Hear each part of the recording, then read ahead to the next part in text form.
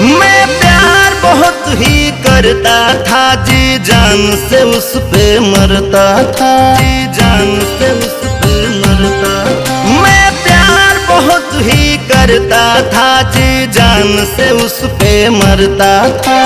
मैं तो उसको समझ सका ना, ये तो मेरी नादानी थी। मैं जिसका आशिक था वो किसी और की दीवानी थी। मैं जिसका आशिक था वो किसी और की दीवानी थी।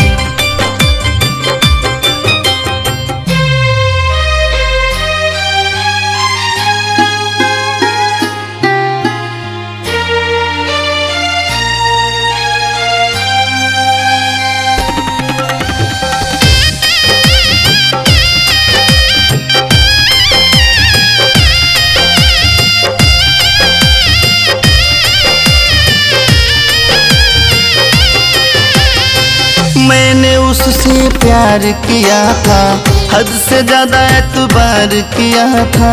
मेरी तरफ से मोहब्बत थी तो उसने भी इकरार किया था। मैंने तो उससे प्यार किया था, हद से भी ज्यादा एतबार किया था।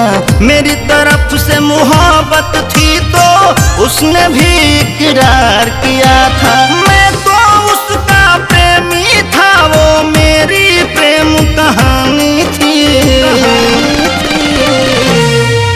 मैं जिसका आशिक था वो किसी और की दीवानी थी।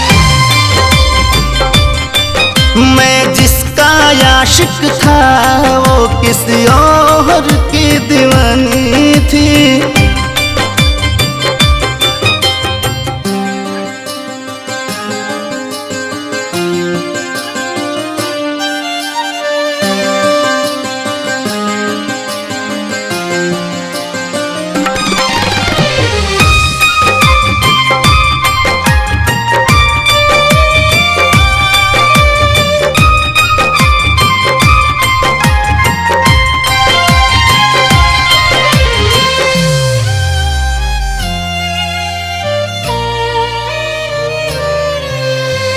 दिल को मेरे तोड़ गई वो, तन्हाई में छोड़ गई वो।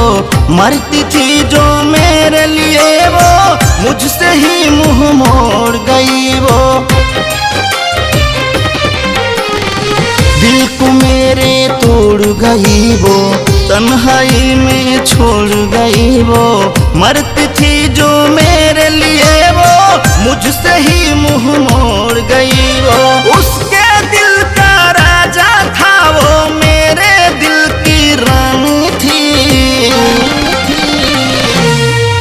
मैं जिसका आशिक था वो किसी और की दीवानी थी। मैं जिसका आशिक था वो किसी और की दीवानी थी।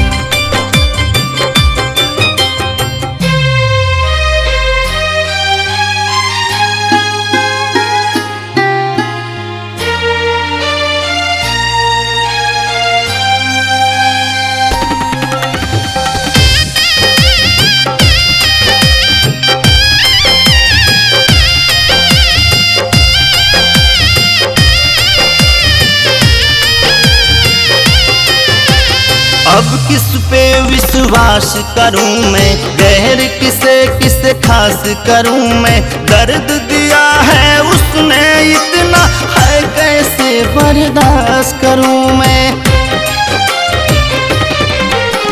अब किस पे विश्वास करूं मैं, गैर किसे खास करूं मैं। दर्द दिया है उसने इतना, है कैसे बर्दाश्त करूं मैं। कहती थी वो सोना बाबू, वो तो मेरी जानी थी।